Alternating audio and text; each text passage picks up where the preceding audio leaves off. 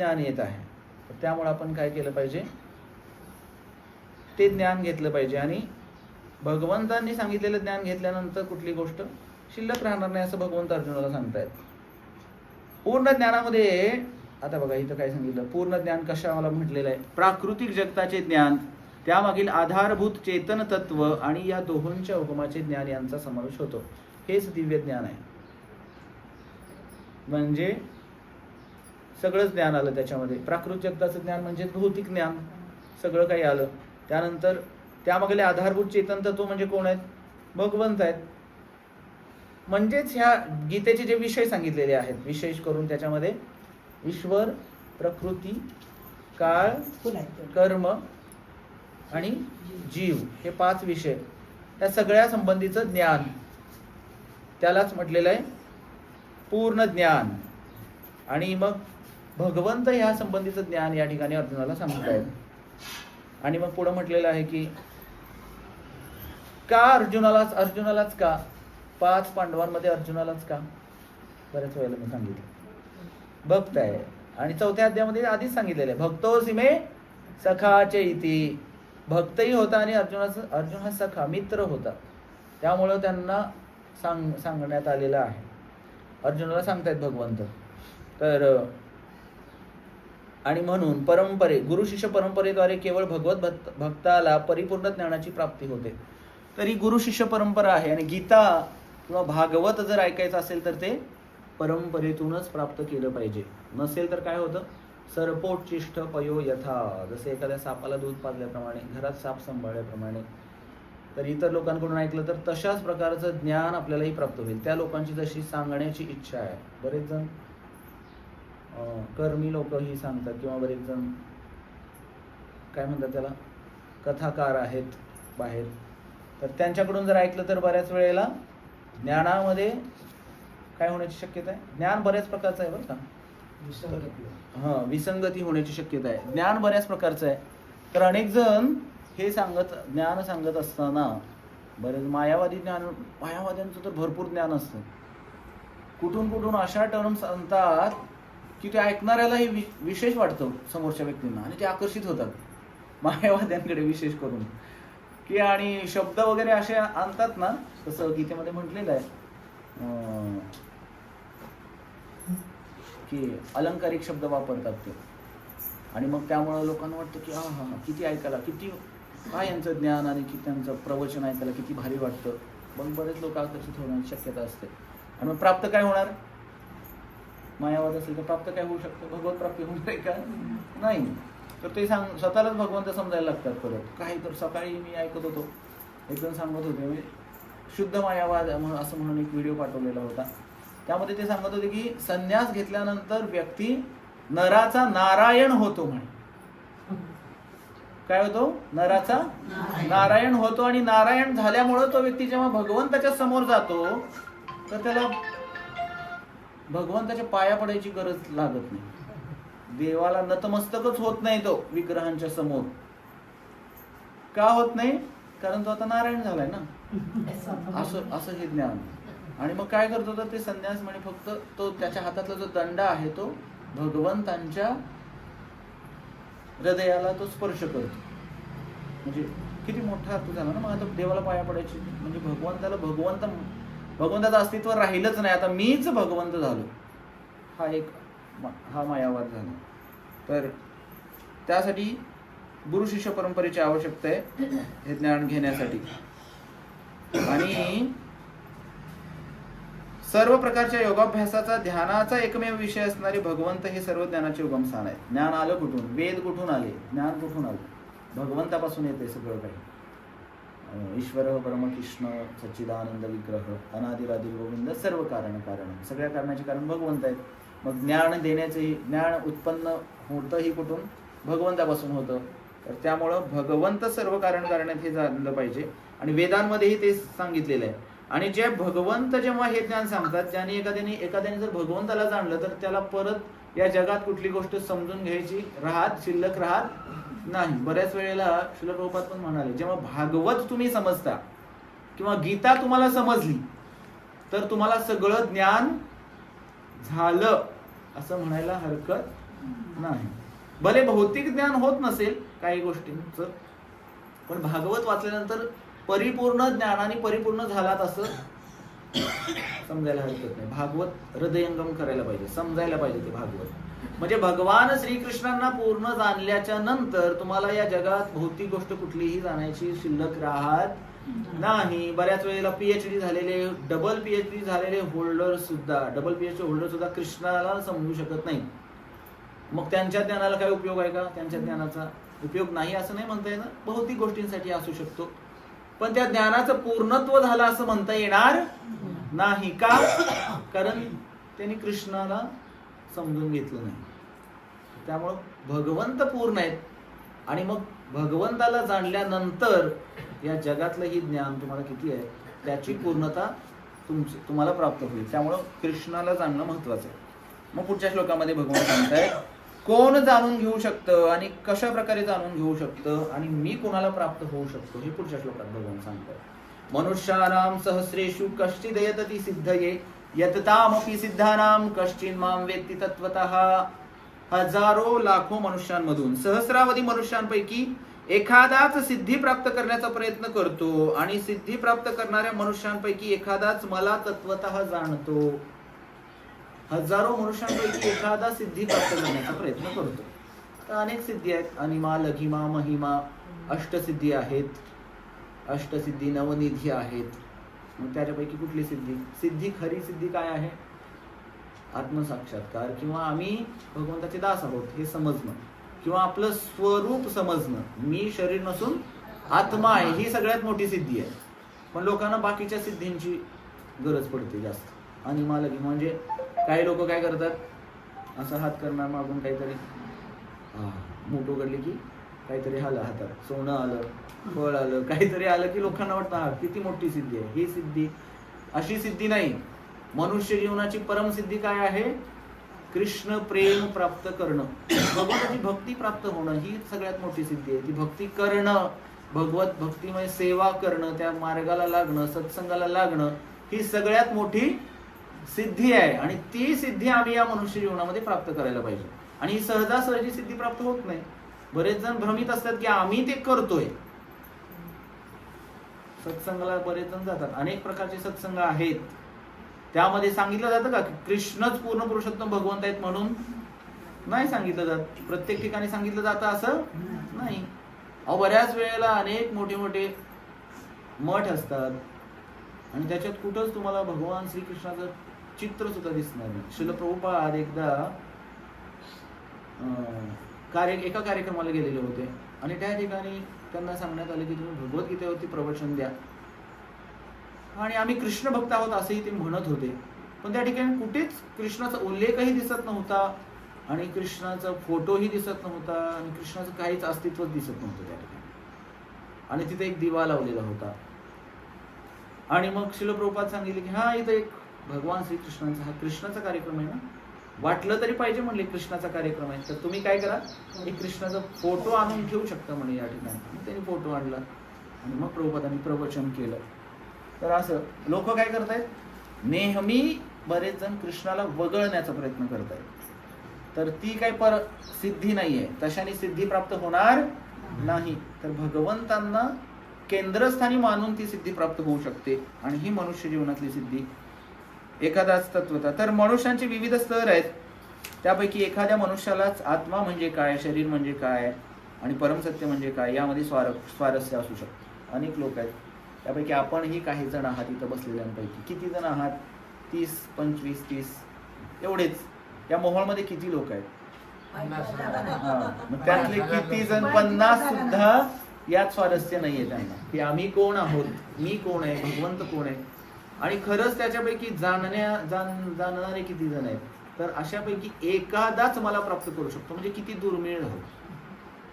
तर हे भगवत भक्तांचं महत्व आहे. यापैकी असे भगवत भक्त किती. आणि मग सामान्यतः आहार निद्रा भयमैथुनं च सामान्य एतत् पशुभिः नराणां धर्मो हि तेषाम् अधिको विशेषो धर्मेण हीन पशुभिः समान. धर्मतत्वाचं पालन करणारे किती जण आणि धर्मतत्व समजून घेणारे पण किती जण? काही हाताच्या बोटावर मोजणे इतके. आणि त्याच्यातून काही जण मला प्राप्त करू शकतात, आणि मग भगवान सांगतात की जड आणि चेतन यामधील भेद योगाद्वारे आत्मसाक्षात्काराच्या प्रक्रियेविषयीचे ज्ञान जाणण्यास उत्सुक असणाऱ्या जिज्ञासूंसाठी भगवद्गीतेचे पहिले 6 अध्याय आहेत. योगाद्वारे पहिले 6 अध्याय कोणासाठी आहेत? योगाद्वारे जाणणाऱ्यांसाठी महत्वाचे आहेत. आणि आता इथून पुढे 7वा अध्याय चालू झालाय आपला. आणि आता इथून पुढं भगवत भक्ती योगाचं व्याख्या, भक्ती योगाबद्दलचं आता भक्तीविषयी ज्ञान आता भेटणार आहे. आणि आता पुढं म्हणतायत प्रभुपाद, तथापि केवळ कृष्ण भावनाभावित भक्त श्रीकृष्णांना जाणू शकतात. इतर योग्यांना निर्विशेष ब्रह्माचा साक्षात्कार होऊ शकेल, कारण ब्रह्मानुभूती ही श्रीकृष्णांना जाणण्यापेक्षा सहज सोपी आहे. कृष्ण भक्तच भगवान श्रीकृष्णांना जाणू शकतात. म्हणजे 3 साक्षात्कार आहेत, त्याच्यापैकी ब्रह्माचा साक्षात्कार योग्यांना होऊ शकतो, जे ओम अशा प्रकारे साधन करत बसलेले, ध्यान करत बसलेले, त्यांना ब्रह्माचा साक्षात्कार होईल. प्रकाश दिसेल, कारण ते प्रकाशावरती इथं ध्यान करत बसलेले आहेत आणि त्यांना ब्रह्मानुभूती होईल. पण ब्रह्मानुभूतीच्या पुढे ही 2 प्रकारचे साक्षात्कार आहेत. ब्रह्मेती, परमात्मेती, परमात्मा साक्षात्कार, आणि त्याच्या पुढचाही भक्ताला जो साक्षात्कार होतो तो भगवत साक्षात्कार. ब्रह्मेती परमात्मेती भगवान इति शब्दते.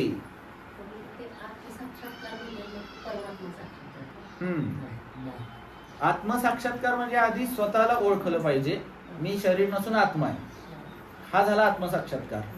आणि भगवान श्रीकृष्ण हे मूळ परमात्मा आहेत, किंवा भगवान श्रीकृष्ण हे त्या माझे स्वामी आहेत, हा पण त्यावेळी पहिला साक्षात्कार म्हणजे तो झाला. आणि नंतर मग त्याच्या पुढचा भगवत साक्षात्कार. अगोदर स्वतःची ओळख झाल्याशिवाय भगवंताची ओळख नाही होऊ शकत. आणि त्यासाठी आपण भगवंताची सेवा केली की मी दास आहे, किंवा मी जसं आपण नेहमी म्हणत असतो की जीवेर स्वरूप आहे कृष्णेर नित्य दास. तर हा पण आत्मसाक्षात्कारामध्येच येतो की मी कृष्णाचा दास आहे. म्हणजे दास ही अनुभूती होणं. आता हे केवळ ऐकतोय आपण, पण त्याची अनुभूती झाली म्हणजे आत्मसाक्षात्कार झाला. आणि आत्मसाक्षात्कार म्हणजे पुढंही जाऊन त्याच्या पुढं आहे की मग त्या साक्षात्कारामध्ये आमचं स्थान काय आहे. विशेष करून गौडीय वैष्णवांमध्ये किंवा आम्ही भगवंताच्या लीलेमध्ये आम्ही नक्की आहोत कोण, हा पण एक साक्षात्कार. तर हा त्याच्या पुढचा साक्षात्कार की आत्मा आहे हे तर समजलं, पण आत्म्यामध्ये पण मी कोण आहे. मग मी भगवंताचा ते 5 रस मग त्या ठिकाणी आले, शांत, दास्य, साख्य, वात्सल्य आणि माधुर्य रस. तर सध्या आपण केवळ ऐकतोय की मी शरीर नसून आत्मा आहे, शरीर नसून आत्मा आहे, आणि याची एक दिवस काय होईल की अनुभूती होईल. तो झाला आत्मसाक्षात्कार. आता सध्या फक्त ज्ञानाने झालेला आहे, पण अनुभूतीच्या दृष्टिकोनातून पाहिलं तर अजून झालेला नसू शकतो. काही प्रमाणात झालेला असेल, पण तो हळूहळू काय होणार आहे की तो होणार आहे. तर पुढं म्हटलेलं आहे की ब्रह्म आणि परमात्म्याच्या ज्ञानाच्याही पलीकडे आहेत. श्रीकृष्णांना जाणण्याच्या प्रयत्नात योगीजन आणि ज्ञानीजन गोंधळून जातात. निर्विशेष तत्वज्ञानांचे अग्रणी श्रीपाद शंकराचार्य यांनी आपल्या गीता भाष्यामध्ये श्रीकृष्णांचा पुरुषोत्तम भगवान म्हणून स्वीकार केला असला तरी त्यांचे अनुयायी श्रीकृष्णांचा भगवान म्हणून स्वीकार करीत नाहीत. याचे कारण म्हणजे मनुष्याला निर्विशेष ब्रह्माची अनुभूती झाली असली तरी त्याला श्रीकृष्णांना जाणणे अत्यंत कठीण आहे. ब्रह्मस्वरूपाला जाणणं शक्य आहे, बऱ्याच जणांना शक्य आहे. ध्यान केलं की भगवंत, बरेच जण म्हणतात की आता मला भगवंताचा साक्षात्कार झाला, काही जण म्हणतात. कधी कधी त्यांना ध्यानामध्ये ते तशी अनुभूती होते त्यामुळं. पण भगवंतांना जाणणं फार अवघड आहे. बऱ्याच वेळेला श्रीकृष्ण जेव्हा 5,500 वर्षापूर्वी नंद महाराजांच्याही अंगणामध्ये अहो भाग्यम नंद गोप ब्रजौ कसाम पूर्ण ब्रह्म सनातन, जे पूर्ण ब्रह्म सनातन त्यांच्या घरामध्ये खेळत होतं. नंदाच्या घरी कृष्ण खेळत होते, पण अनेकांना ते समजून येत नाही. बऱ्याच वेळेला का समजून येत नाही? कारण भगवंत तशा लीला करतात. चोरी करण्याची लीला, माखन चोरीची लीला, गोचारण करण्याची लीला साधारण व्यक्ती करतो ना हे सगळं. आणि तसंच भगवंत असाधारण पण काही कार्य करतात. त्यामधून कधी कधी वाटतं की हे कृष्ण भगवंत असू शकतात, असं कधी कधी वाटतं असाधारण कार्यामधून. जसं की भगवंत गोवर्धन धारण करण्याची लीला करतात, ते साधारण मनुष्य करू शकत नाही. त्यानंतर कालिया दमन करतात भगवंत, कालियाचं दमन करतात, कालियाचं मर्दन करतात, त्याच्यातूनही वाटू शकतं. आणि मग गुरूंच्या मेलेल्या पुत्राला भगवंत परत आणतात, त्यांनी दक्षिणा मागितल्यानंतर, गुरुदक्षिणा मागितल्यानंतर, त्यावरूनही वाटू शकतं. 16,108 पत्नी करतात, विवाह करतात भगवंत. मग अशा असामान्य गोष्टी केल्यावरून कृष्ण भगवंत आहेत असं वाटतं. असुरांचा वध काय करतात, किती किती मोठ्या असुरांचा वध करतात त्यावरून. पण सामान्यतः जर बघितलं तर वाटत नाही कधी कधी कृष्ण भगवंत आहे. त्यामुळे बरेच जण गोंधळून जातात. बरेच जण कधी कधी मग हे होतात की कृष्ण खरंच भगवंत आहेत का. जसं ब्रह्माजी सुद्धा गोंधळून गेले. ब्रह्माजी गेले की नाही गोंधळून. ब्रह्मविमोहन लीलेमध्ये ब्रह्माजींना वाटलं की हे छोटासा मुलगा आणि हे भगवंत कसे काय. ते काय करायचे भगवंत, ते मुलं ताक पिलेलं होतं आणि मग भगवंत गेले आणि एवढं ताक पिलेलं होतं, त्या दोन्ही ह्याच्यावरती मारलं, ताक बाहेर आलं आणि भगवंत जाऊन ते ताक असले स्वतःच्या तोंडामध्ये घेतले. आणि हे सगळं बघून ब्रह्माजीला वाटले, अरे ज्या भगवंताची सेवा करण्यासाठी स्नान करावं लागतं, मंत्रोच्चार करावा लागतो, नवीन कपडे घालावे लागतात, गायत्री मंत्राचा जप करावा लागतो, किती मंत्र जप करून आतमध्ये जावं लागतं स्पर्श करायचा असेल भगवंताला तर.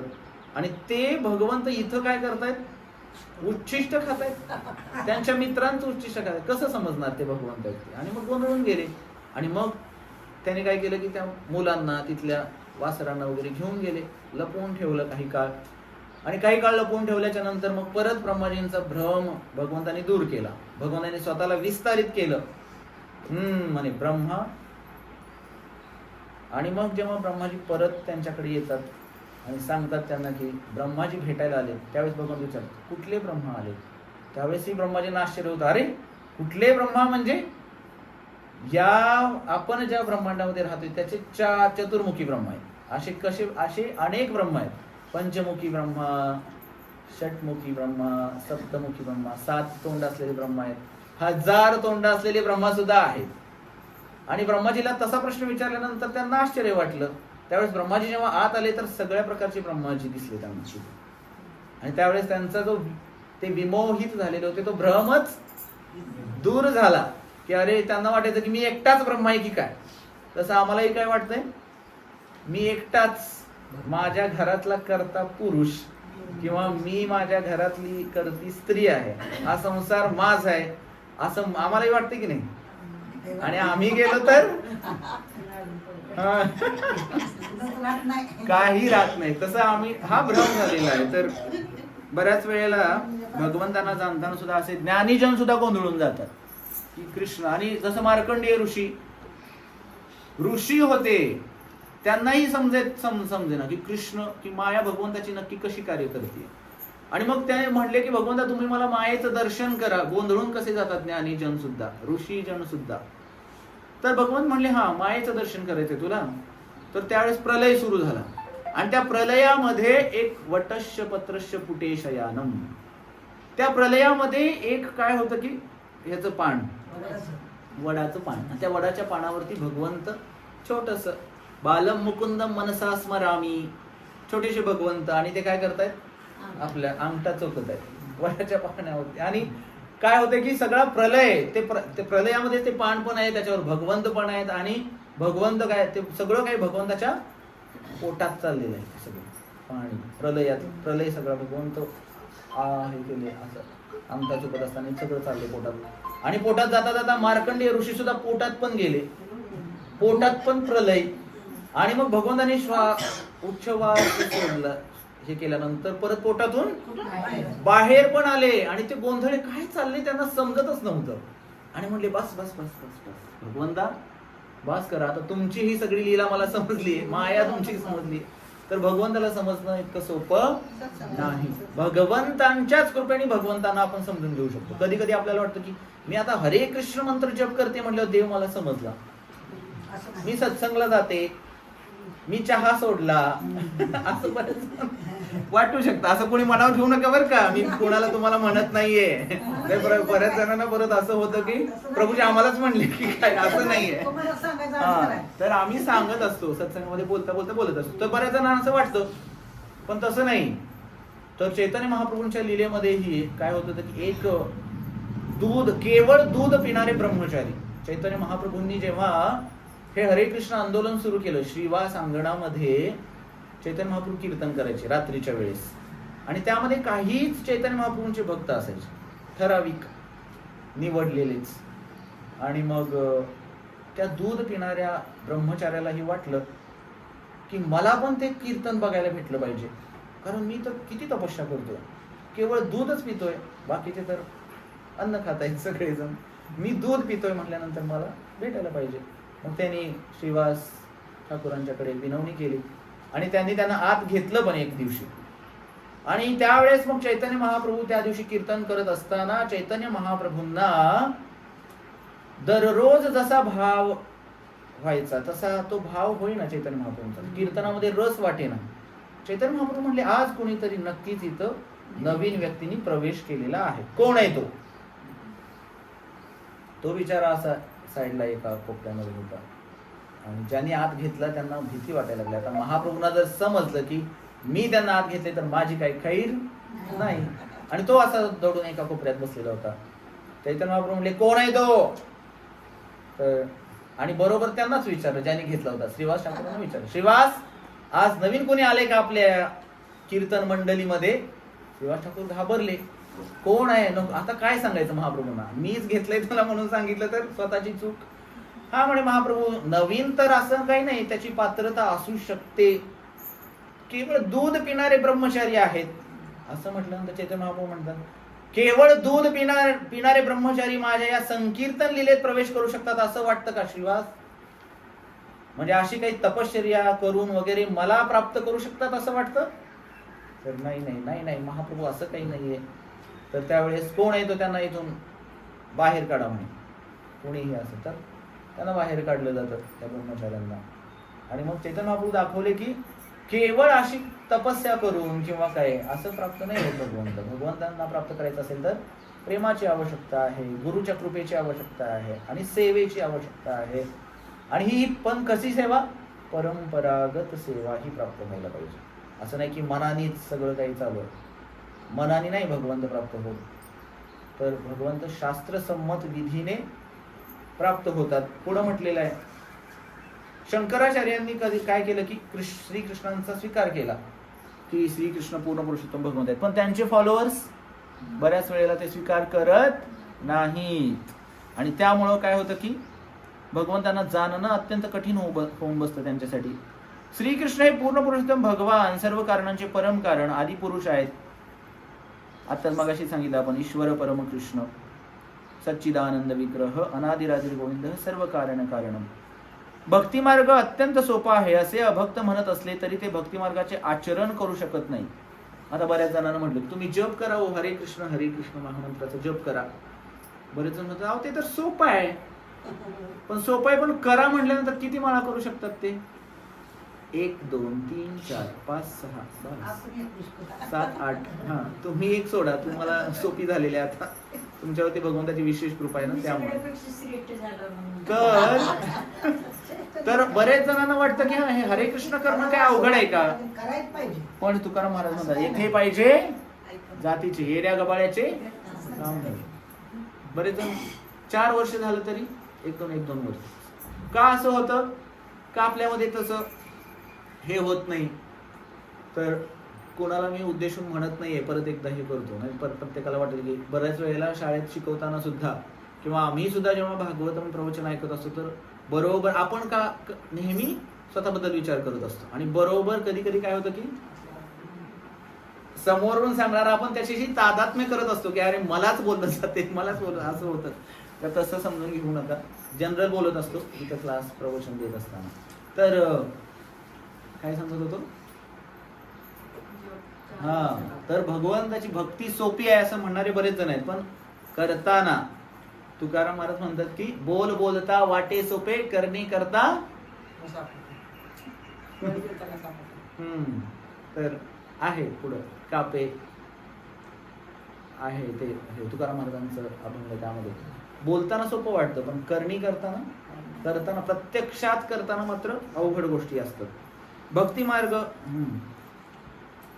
मग ते इतर कठीण मार्गांचा अभ्यास का करतात? वस्तुतः भक्ती मार्ग इतका सोपा नाही. भक्तीचे ज्ञान नसताना ढोंगी लोकांनी आचरलेली तथाकथित भक्ती सोपी असू शकेल, परंतु शास्त्रसंमत विधिविधानानुसार जर भक्तीचे वास्तविकपणे आचरण केले तर तार्किक पंडित आणि तत्वज्ञानी भक्ती मार्गावरून भ्रष्ट होतात.